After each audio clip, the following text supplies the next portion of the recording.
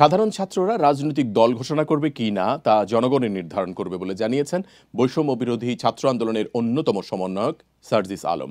বলেছেন, দেশে আরও কয়েকটি রাজনৈতিক দল দরকার, কারণ যত দল বাড়বে তত জবাবদিহিতা বাড়বে।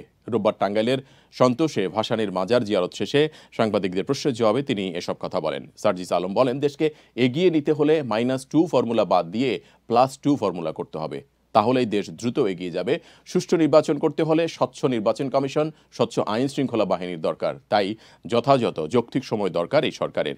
মাওলানা ভাসানী সম্পর্কে তিনি বলেছেন, বাংলাদেশের রাজনৈতিক দল এবং রাজনৈতিক ব্যক্তিত্বদের কথা চিন্তা করলেই চলে আসে প্রথম সারিতে মাওলানা ভাসানীর কথা।